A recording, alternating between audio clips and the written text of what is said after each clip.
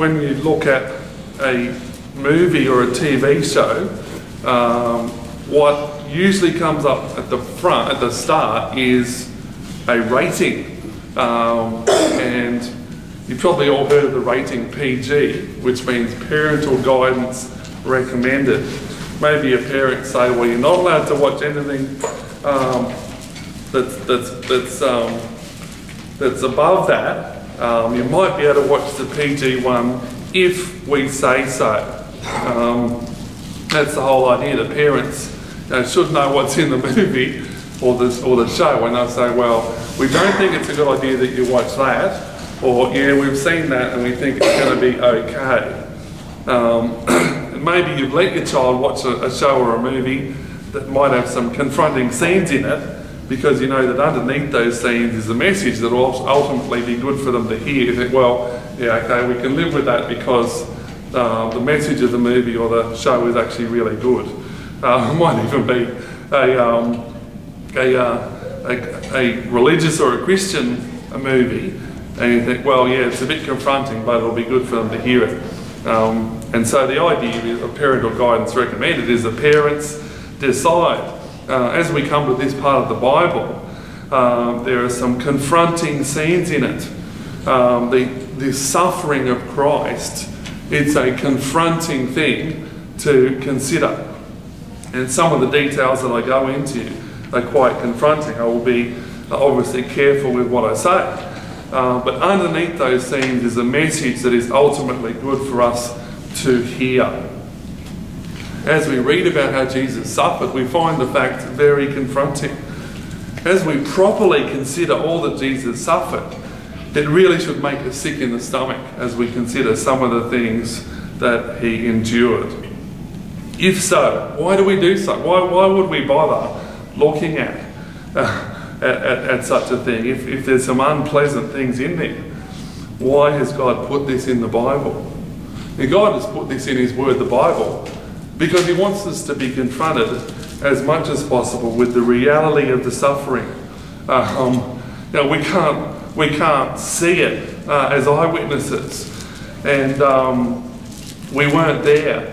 But we still need to acknowledge the awfulness of the suffering of Christ, and not so we can say, well, Jesus suffered so terribly, I now need to subject myself to that same suffering to make myself worthy of heaven. And we know that we can't suffer in order to make ourselves worthy of heaven. That's one of the big mistakes in Catholic doctrine. Instead is to realise that as Jesus endured these awful things, he was doing so that he could endure the punishment for our sin, the penalty due to us, so that we would not have to. It's when we see the horror of the suffering that we can understand the horror of our sin. And the reason why God, who is just, talked about God's justice, is that he had to put his own son to death in order to pay the price for that sin. What we should also realise as we consider these things is that the physical and the emotional sufferings are aspects that we can relate to. When we hear about someone being slapped in the face, we can think, yeah, that'd be horrible. When we think of someone being whipped, we can understand that. When we think of Jesus' followers running away from him, we can understand that. But the spiritual suffering of eternal hell on the cross is one that we will never, if we're God's people, fully understand. There are elements to Christ's suffering that we just will not understand. So just bear that in mind as we go through it, because the sufferings that he did endure are really just the tip of the iceberg. As much as it's horrible to talk about it, that is the tip of the iceberg. So we'll look at the passage, a long passage, but under two headings. And a lot of this is devoted to Pontius Pilate and the way in which he dealt with the situation. The two headings, if you look at your handout, are firstly, walking the tightrope with Pontius Pilate, and there's a lot of subheadings underneath that, but you'll see that. And secondly, walking in the will of God with Jesus. As I said, the first point's a lot longer, so just be aware of that. So walking the tightrope with Pontius Pilate. I've given it that heading because not to be flippant about it, but he really is in a situation where he is caught between the Jews on the one hand and his desire to do what is right on the other, and he eventually falls the wrong way. But just to get into our heads who Pontius Pilate was, firstly he was the governor of the southern half of Palestine. The Romans are in rule. The Roman Empire is the empire that is in control of this part of the world, and we have Caesar Augustus. If you're not interested in this, that's fine. But for those that are, it's actually good to think. Well, there was Caesar who was ruling. Underneath Caesar was King Herod, who ruled over Palestine. And then underneath King Herod was Pontius Pilate, who was the governor. So he was in charge of that particular region where Jesus was being tried. That's why he's in the Bible, because he was the one that they went to in order to get him crucified. It was a difficult time to be a leader in the Roman Empire. I think it was always a difficult time to be a leader in the Roman Empire because treachery was extremely common amongst the leaders as well as those who would be leaders. There were those who were in charge, but there was always seen to be someone else who wanted to come up and take away that power. So that was on the one hand. His position was at stake, but certainly the most difficult aspect of his life was that he ruled over the Jews. I remember I said last week the Romans ruled, but they gave the Jews some liberty underneath to do what they wanted. The Bible says no one can serve two masters, and this was most definitely the case with Pilate. He was constantly walking a tightrope. We'll have a look at some of the characteristics of Pilate. Now, some of the readings and references aren't in the reading that we read, but you can either look them up or you can just listen carefully. The first point, they all start with S, you'll notice, is that he was sadistic. In Luke chapter 13, verse 1, it says that they were present at that season, some who told him about the Galileans whose blood Pilate had mingled with their sacrifices. Now you think, oh, what does that mean? It just means, it's just a reference to the history of Pilate. At one point in time, the people of Galilee had been making sacrifices, and Pilate had killed them. The blood just mingled in and out with the sacrifices. So the first thing we see about Pilate is that he was sadistic. That means he was cruel. He didn't care if he hurt people. So that's important to lock into your head. He didn't care if he hurt people. We meet people in life that they just don't seem to care if they hurt others. Cruel, and an adult way of saying it is sadistic. He enjoyed it. He was quite happy to have people killed. It didn't bother him at all. Point B is he was stupid. I don't say that to be silly or flippant, but it's just he was very foolish. I needed an S word to fit in there. There was a historian named Josephus, which again I referred to last week, and he tells us that Pilate did some stupid things. Firstly, that revealed to the Jews that he was weak. Now, the Jews were allowed to have their own religion, but Pilate at one point paraded images of the emperor. The Romans believed in emperor worship, and he paraded images of the emperor in the Jewish region. And this was very upsetting to the Jews, but the key point is when they confronted him, he backed down. And so he did something which is offensive to them, and they got really angry and he backed down. So he's revealing to them that he can be bargained with. He can be affected by strong argument. Whether that's a good thing or a bad thing, they took it as a weakness. Secondly, he greatly offended the Jews. There was a time where he got the money from the Jewish temple and he used it to build a pipeline. And when they protested, he sent disguised soldiers into the crowd to kill them with daggers. And so he's done some things leading up to this point, he's done some things that have offended the Jews.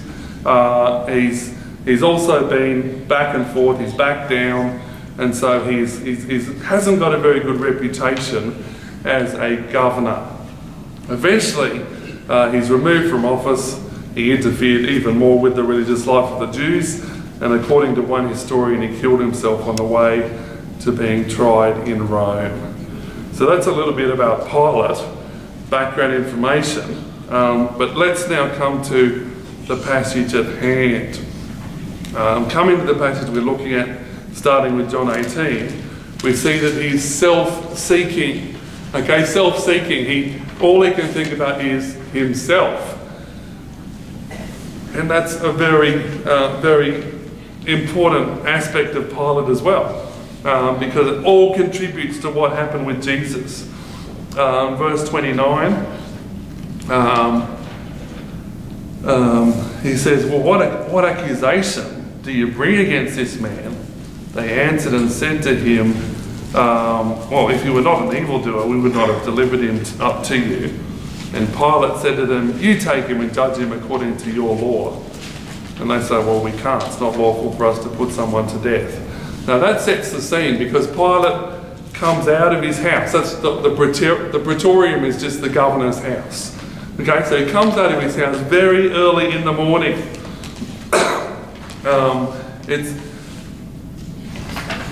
I don't want to get too bogged down in this, but when it says the 6th hour, it's using the Roman, in speaking about the Roman governor, it's using the Roman method of timekeeping. And some people say, well, another gospel says Jesus was crucified at the 3rd hour, which was 9 o'clock according to the Jewish time, but here we have Pilate coming out at the 6th hour, sending Jesus to be crucified at the 6th hour. That just means 6 o'clock in the morning according to the Roman rule. So very early in the morning, there's a commotion outside of Pilate's front door. I mean, who wants to be woken up at 6 o'clock in the morning? Nobody really. Very early in the morning this happens, and understandably he just wants it to be all over with. So he sets the scene by saying, well, you take him and judge him according to your law. I don't want to be involved in this. I don't want this hassle. And, someone knocks on our door at 6 o'clock in the morning. We're not very happy. But let's not forget that he is the governor of the land. Leadership demands that we put aside the feelings of inconvenience, tiredness, lack of motivation for the sake of doing what is right. Whether you're a Christian or not, you have to take that as part of the responsibility of leadership. But Pilate is more concerned with himself and his own well-being than doing the right thing. He is self-seeking. I don't want to have anything to do with this. You deal with it. And as the story unfolds, you see him over and over again trying to just get rid of Jesus. Look, let's just move away, get him away from me. But it's not going to happen. The Jews, as I said last week, could not lawfully deal with it. They could come to a decision that someone needed to be put to death, but only the Romans could actually put someone to death. Covered that last week. That's why they needed Pilate. They needed the Roman governor to say, well, okay, you think he needs to be put to death, I'll put my rubber stamp on it and off you go. We'll go and do it. But Pilate continues to think of himself.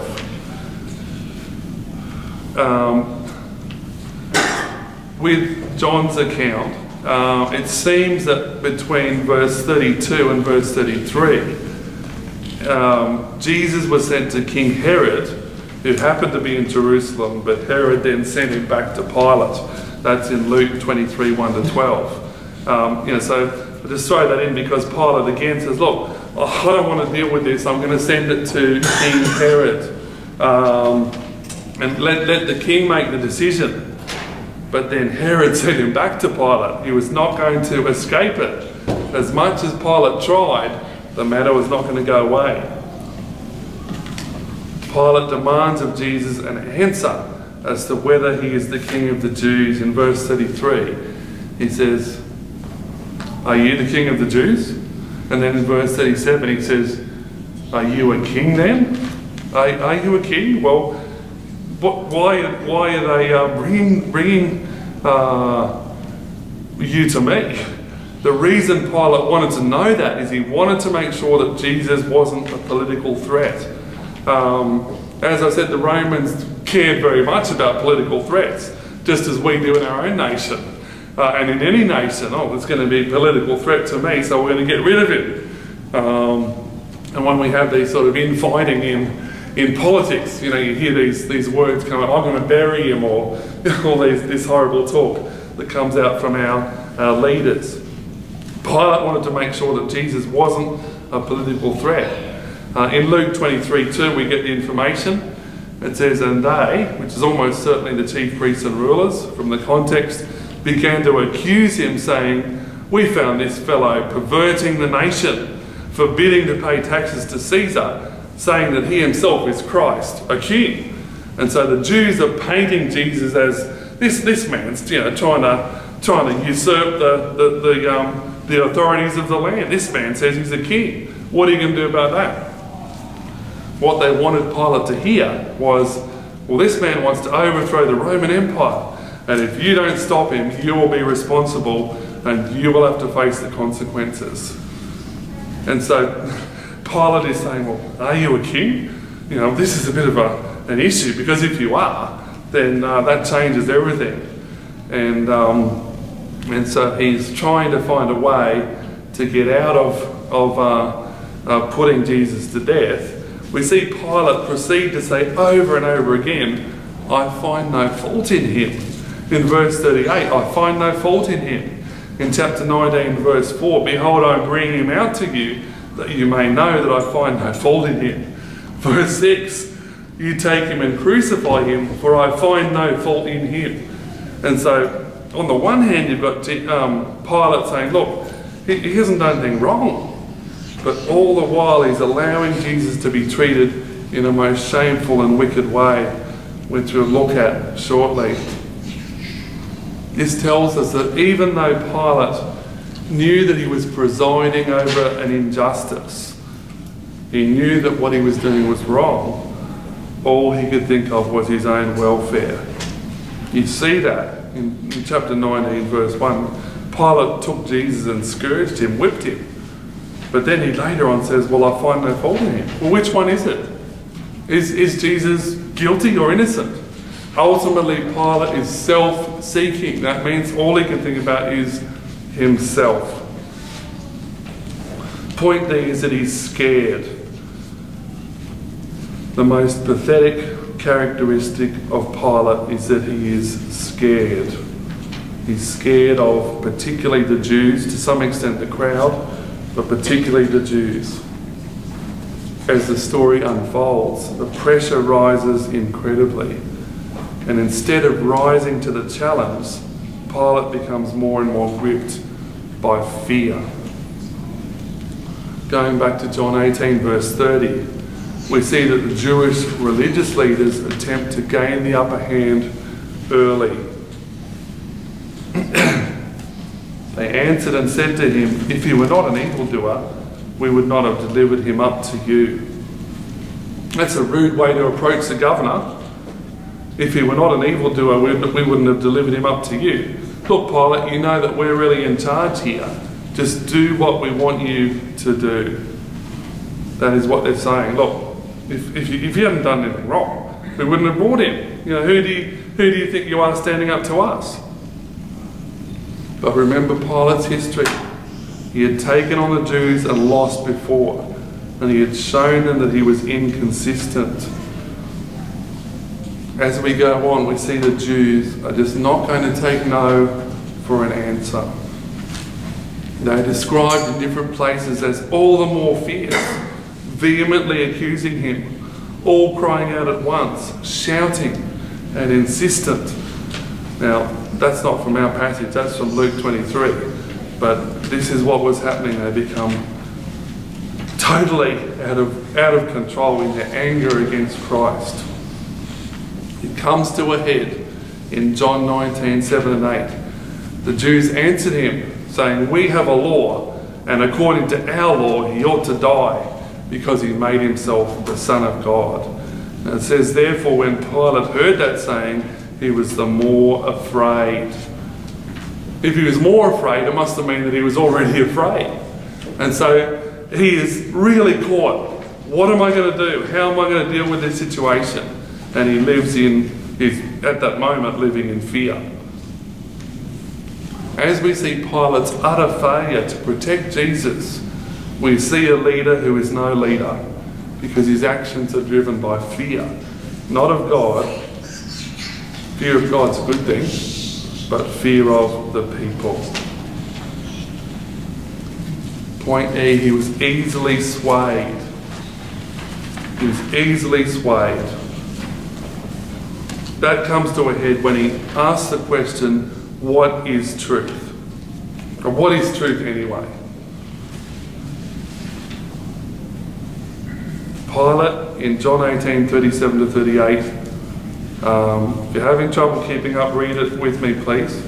Pilate therefore said to him, are you a king then? Jesus answered, you say rightly that I am a king. For this cause I was born, and for this cause I have come into the world, that I should bear witness to the truth. Everyone who is of the truth hears my voice. Pilate hears nothing of those words. Pilate just says to him, what is truth? Jesus, in the midst of great stress, while suffering terribly, condescends to reveal to this man the reality of his divinity, the fact that he is God, the reality of his birth, the fact that he came into the world, as well as his purpose in coming down from the glory and majesty of his throne in heaven. That's what he's saying. You say rightly I'm a king. I am a king. I was born for this reason, to bear witness to the truth. As I said in my prayer, God is truth. And Jesus said, I am the way, the truth, and the life. And when Jesus has said that to him, Pilate responds, well, what is truth? And maybe that's you today. In saying that, Pilate is saying, you have a version of the truth, the Jews have theirs, and I guess I have mine. But what is truth anyway? What does it really matter? This is a man who has no conviction. This is a man who is easily swayed. That is a man who none of us should ever want to be like. He also is superstitious. His wife was extremely superstitious, but that's another story. When Pilate saw he couldn't prevail at all, he took water and washed his hands before the multitude, saying, I am innocent of the blood of this just person. You see to it. Washing his hands wasn't going to do anything. He was still guilty of unlawfully putting to death someone who was completely innocent. Pilate's actions are not based on any foundation of truth, but only on his own superstitious beliefs. He was also sarcastic. He was also sarcastic. In John 19 verse 14. Now remember that Jesus has been whipped. He has been, he's got a crown of thorns on his head. They've put him in a robe. They've mocked him. Hail, King of the Jews. In John 19 verse 14, totally uncaringly, he says to them, behold your king. In other words, is this your king? You know, the one who's standing there with blood streaming down his face? The one who is powerless to stop me? The one who is tied with hands behind his back? Behold your king. In the next verse he says, shall I crucify your king? Shall I put to death your king? He has no real care for Jesus at all. Again, you have this double-mindedness. He was on the one hand reluctant to put to death an innocent man, but still willing to subject him to inhuman torture to simply get him off his hands. We see Pilate's total lack of care because of his sarcasm. And lastly, he was spiritually blind. Okay, well this comes as no surprise. He wasn't a believer. He made no pretense even, no declaration that he believed in God. He was spiritually blind, completely and utterly so. The Bible says in 1 Corinthians 2:14, the natural man does not receive the things of the Spirit of God, for they are foolishness to him, nor can he know them, because they are spiritually discerned. He could not see what was going on. He could not see that he was about to put to death the Son of God. If you have the same uncaring attitude toward Jesus, then you are in a similar situation as Pontius Pilate was. Second point is walking in the will of God with Jesus. Has anyone ever read any stories about people that have died, maybe been burned at the stake or have been martyred for Christ? I'm sure that most of us have read stories. We hear amazing stories of people that died because they loved Jesus. Just 2 days ago I read about a man called Dirk Willems.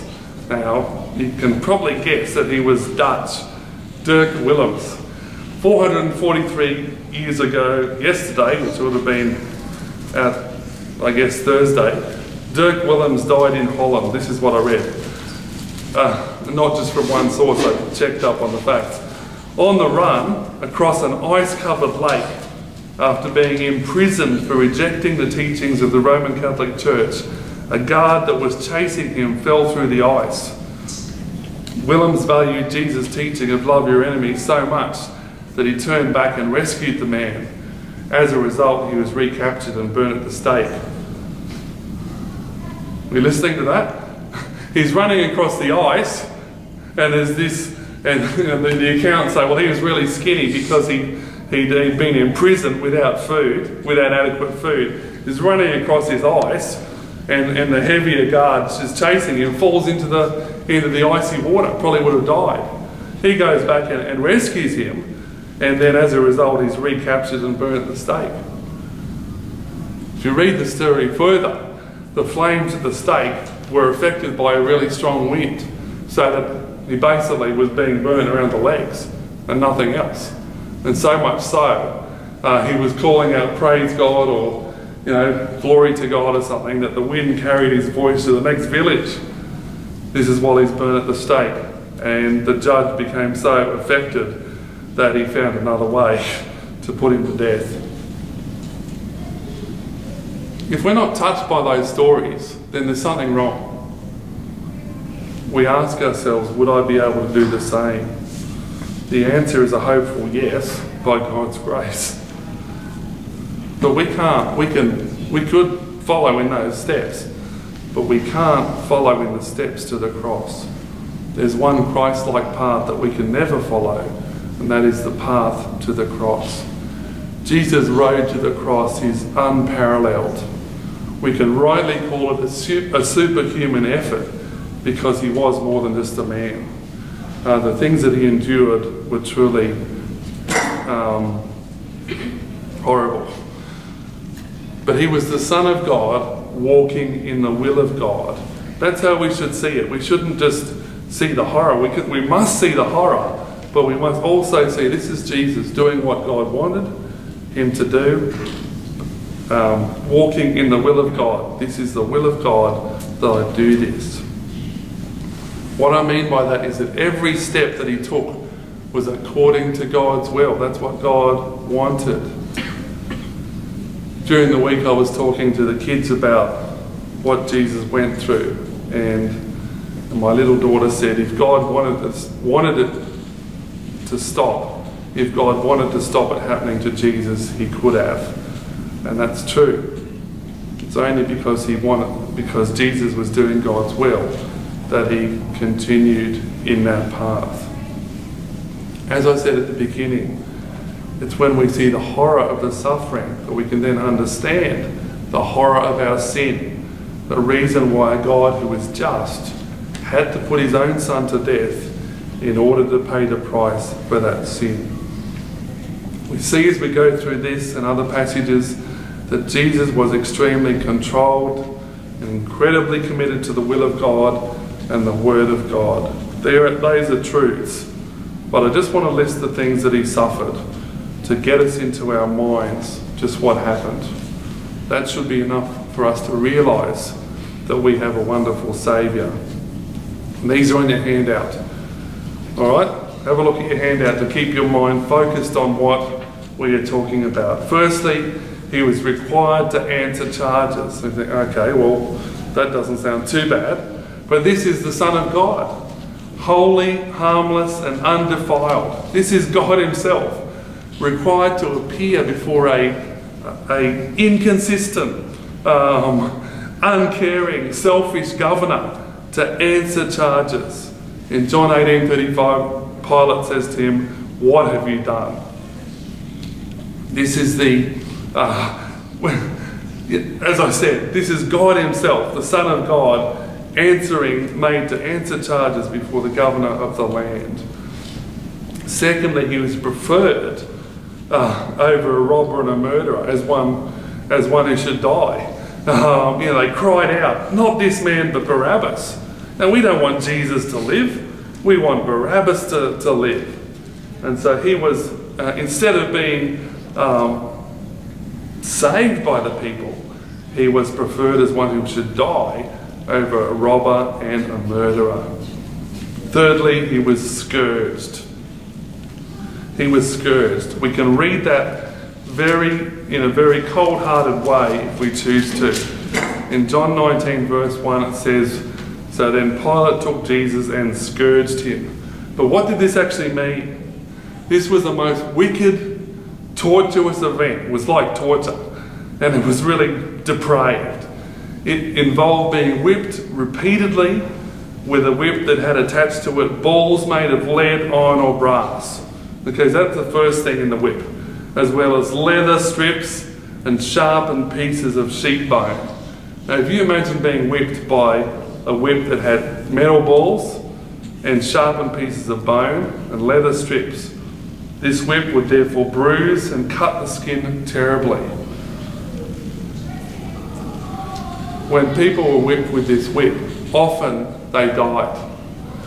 It was a preparation for crucifixion because it made the crucifixion a lot quicker. And often the people died before they even got to the next bit. It was so cruel. I could go into more detail, but I'll spare you and the younger ones who are here. Fourthly, he was decorated, so to speak, with a crown of thorns and a purple robe. In verse 2, Pilate took Jesus and scourged him, verse 1, and the soldiers twisted a crown of thorns and put it on his head, and they put on him a purple robe. Then they said, "Hail, King of the Jews," and they struck him with their hands. Again, this is God himself. This is the Son of God. And they're putting a crown of thorns.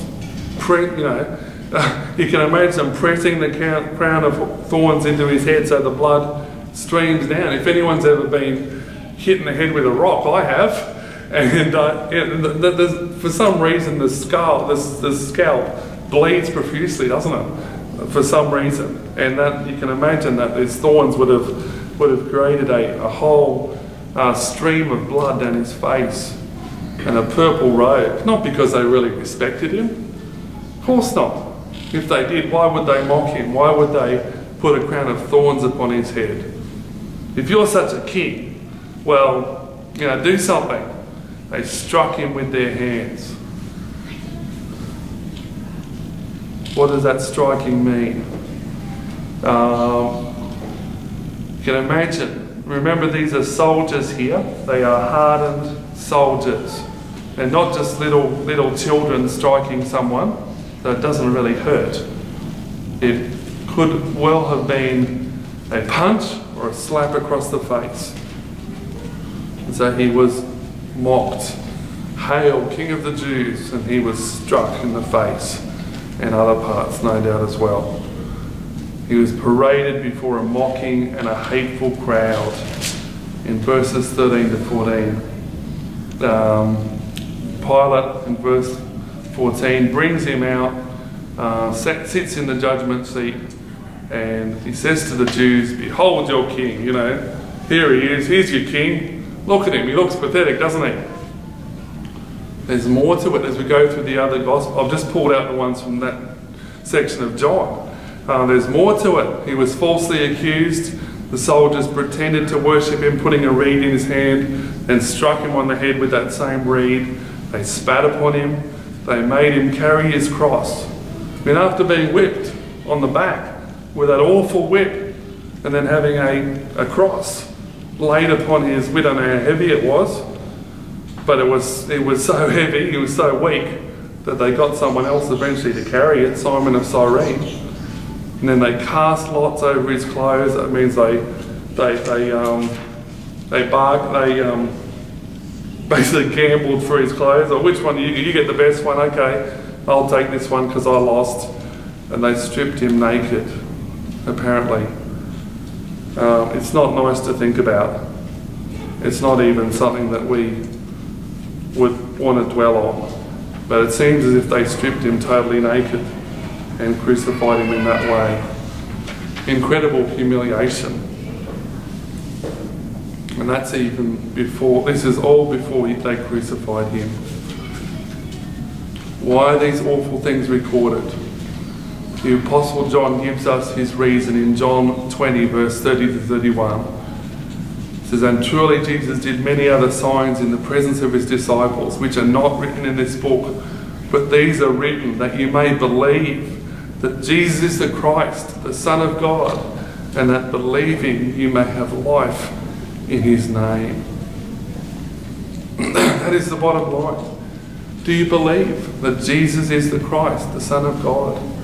Because it is only as you believe that you can have life in his name. All of these things were not suffering for suffering's sake. We must avoid that idea that, well, he suffered so we should suffer as well. That's not the point. The point is that he suffered because he was on his way to the cross to pay the price for sin so that we would not have to suffer. We'll bring this to a close. Whose side are you on? The one big lesson that we can learn from the tragic tale of Pontius Pilate is this: when it comes to Jesus, it is impossible to be neutral. Okay? When you drive a car, what's neutral? It's when it's not in gear. You're not going forward, you're not going backward, you're just in neutral. You can't really do much with a car that's in neutral. You might be able to push it a little way. When it comes to Jesus, it is impossible to be neutral. That means you must have an opinion. This world is divided into two, and only two groups of people: those who are friends of Jesus and those who are his enemies. Which group do you belong to? If you're a friend of Jesus, you'll see the awfulness of what Jesus suffered, and you'll be saddened, you'll be grieved by these things.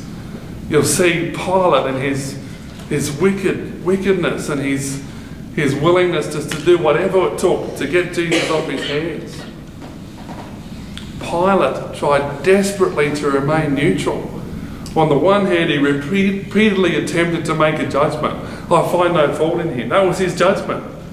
But he was so weak that he just allowed them to push him to the point where he delivered Jesus to be crucified.